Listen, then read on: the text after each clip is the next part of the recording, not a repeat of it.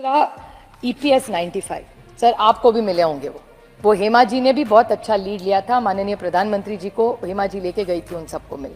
मैं उनकी भी आभारी हूँ कि उन्होंने कोशिश की। लेकिन EPS 95 के जो लोग हैं सर, उनको 700 रुपया भी आज नहीं मिलता। उनको हक का पैसा है सर, फिर वो कहाँ गया?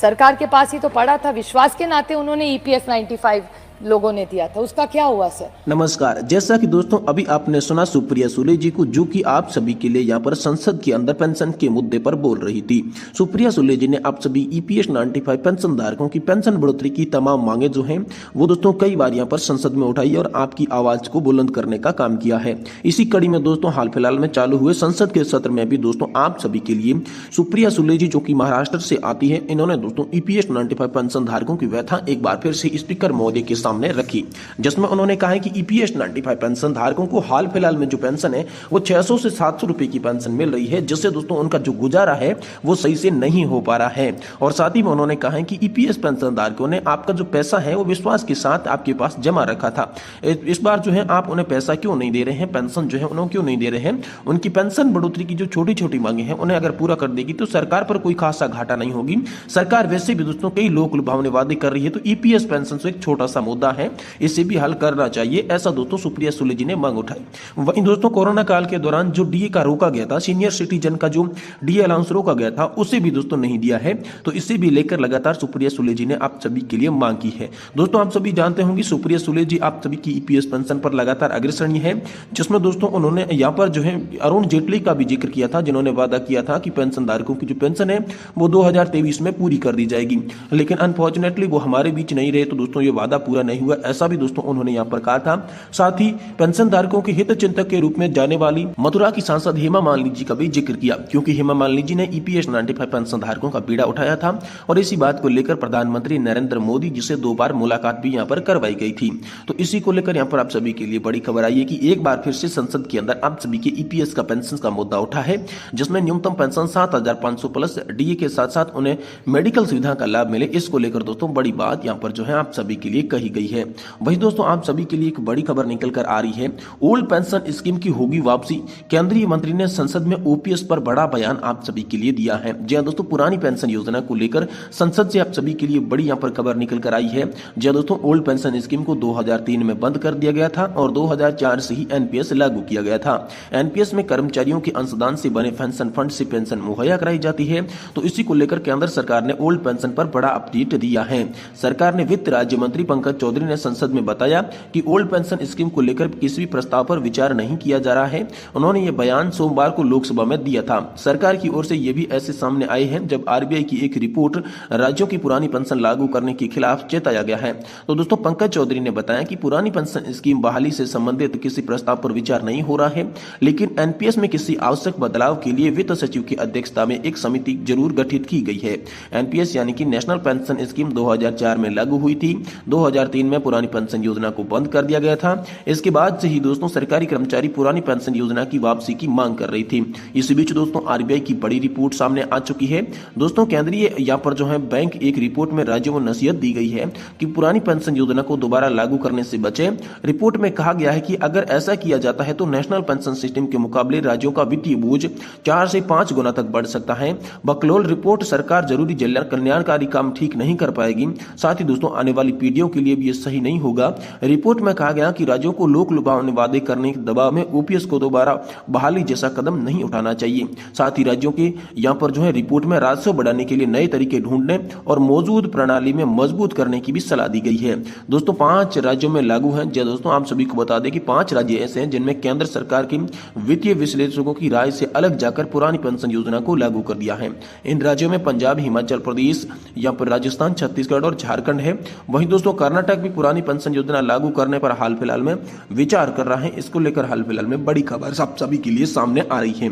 इसी बीच दोस्तों केंद्रीय कर्मचारियों की पुरानी पेंशन बहाली को लेकर सरकार ने आप सभी के लिए बड़ा अपडेट दिया है। आप सभी के लिए जो है दोस्तों संसद से बड़ी जानकारी निकलकर सामने आ रही है। सरकार ने बताया कि देश भर में कितने पेंशन भोगी हैं, साथ ही पेंशन भोगियों की पुरानी पेंशन योजना की बहाली को लेकर क्या क्या जानकारी दी गई है। सरकार ने यह भी बता दिया है कि कितने राज्य पुरानी पेंशन योजना को फिर से आरंभ कर दिया है। दरअसल विपक्षी सांसद नव कुमार सर माननीय दीपक बेज और शिवसेना सांसद कृपाल बालाजी तुमाने के सवालों पर वित्त मंत्री निर्मला सीतारमण से पूछे गए बड़े सवालों के यहाँ पर जवाब आप सभी के लिए सामने आई है। तो एक एक सवाल के जवाब हम आपको विस्तार से बता रही हैं, इसलिए आपसे निवेदन करते हैं कि आप वीडियो को लास्ट तक देखें, तभी आपको पता चलेगा कि आखिर संसद से आप सभी की पुरानी पेंशन योजना को लेकर क्या बड़ी खबर निकलकर सामने आ चुकी है। दोस्तों पहला सवाल था कि देश में कितने पेंशन भोगी है। जवाब में दोस्तों बताया गया कि यहाँ पर जो है 31/3/2023 के अनुसार सिविल पेंशन भोगियों की संख्या यहाँ पर जो है 11,41,985 है, जबकि रक्षा पेंशन भोगियों की संख्या जो है यहाँ पर 33,87,173 है। वही दूर संचार पेंशन भोगी और रेलवे पेंशन भोगी, डाक पेंशन भोगी, यहाँ पर कुल मिलाकर देश में यहाँ पर 76 लाख पेंशन भोगी जो है हाल फिलहाल में शामिल है, ऐसा दोस्तों कहा गया। वही दूसरा सवाल था कि क्या सरकार पुरानी पेंशन योजना को बहाल करने पर विचार कर रही है। तो दोस्तों सरकार ने सदन में बताया कि कर्मचारियों के लिए ओपीएस की बहाली को लेकर सरकार के पास विचाराधीन ऐसा कोई भी प्रस्ताव नहीं है। सरकार ने बताया कि राष्ट्रीय पेंशन प्रणाली के अंतर्गत पेंशन के मुद्दे को देखने के लिए और कोई भी परिवर्तन की जांच करने के लिए वित्त सचिव की अध्यक्षता में एक समिति का गठन भी किया गया है। वहीं अगला सवाल था कि कितने राज्यों में ओपीएस को फिर से आरंभ किया गया है और एनपीएस के अंशदान को वापस करने की भी मांग की गई है। तो दोस्तों इस पर सरकार की ओर से बताया गया कि राजस्थान, छत्तीसगढ़, पंजाब, हिमाचल प्रदेश ने पुरानी पेंशन योजना में वापस लौटने को लेकर सूचित कर दिया है। सरकार की ओर से बताया गया कि इन राज्यों में अंशदान की वापसी, निकासी और उस पर प्राप्त लाभ के लिए अनुरोध किया गया है। हालांकि पंजाब सरकार ने भारत सरकार को सूचित भी किया है कि वह एनपीएस में कर्मचारियों को सरकारी अंशदान के भुगतान जारी भी रखेगी।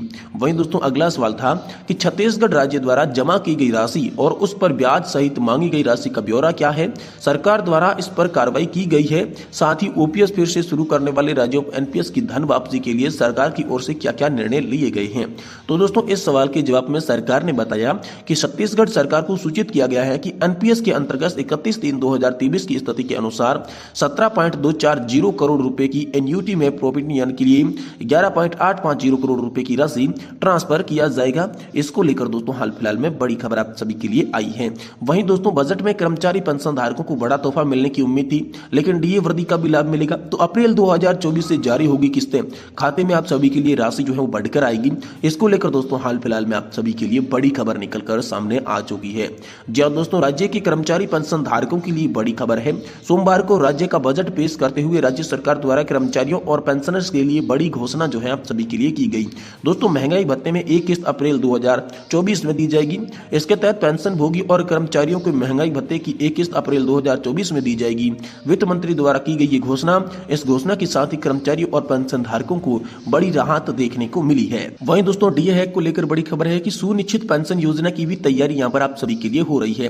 दोस्तों प्रदेश सरकार द्वारा राज्य का बजट पेश किया गया। 2024 में बजट पेश करते हुए राज्य सरकार के वित्त मंत्री बाल गोपाल ने इस घोषणा की है। बजट प्रस्तुत करने के दौरान वित्त मंत्री बाल गोपाल ने कहा कि राज्य सरकार के कर्मचारियों के लिए एक सुनिश्चित पेंशन योजना की भी तैयारी दोस्तों यहाँ पर की जा रही है। इसको लेकर हाल फिलहाल में आप सभी के लिए बड़ी खबर आई है। वहीं दोस्तों ईपीएस 95 पेंशन को लेकर ताजा खबर है, बढ़ रही है दोस्तों इसमें टेंशन। तो आखिरकार आप सभी के लिए क्या बड़ी खबर आई, चलिए जानते हैं।